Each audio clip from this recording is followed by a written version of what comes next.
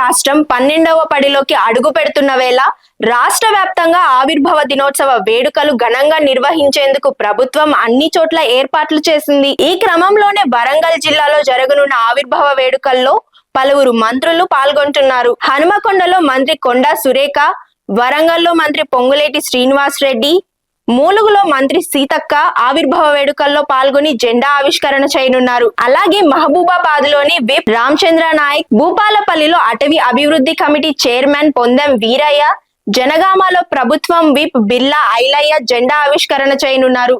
ఇందుకోసం అధికారులు ఘనంగా ఏర్పాట్లు చేశారు. మరోవైపు జనగామ జిల్లా పాలకుర్తిలో టెన్షన్ వాతావరణం కొనసాగుతుంది.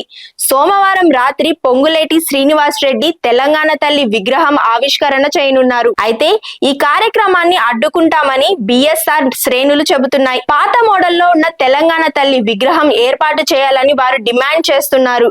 ఈ నేపథ్యంలో ఎలాంటి అవాంఛనీయ సంఘటనలు జరగకుండా పోలీసులు భారీగా మోహరించారు. బీఆర్ఎస్ కాంగ్రెస్ శ్రేణుల మధ్య తెలంగాణ తల్లి విగ్రహ పంచాయతీ కొనసాగుతుంది. సోమవారం తెలంగాణ రాష్ట్ర అవతరణ దినోత్సవ సందర్భంగా పాలకుర్తి నియోజకవర్గంలో తెలంగాణ తల్లి విగ్రహాన్ని ఏర్పాటు చేయాలని కాంగ్రెస్ నేతలు భావించారు. ఈ విషయంలోనే బీఆర్ఎస్ కాంగ్రెస్ పార్టీల మధ్య వివాదం రాజుకుంది. గతంలో ఉన్న తెలంగాణ తల్లి రూపంలోని విగ్రహాన్ని ప్రతిష్ఠించాలని బీఆర్ఎస్ శ్రేణులు డిమాండ్ చేస్తున్నారు.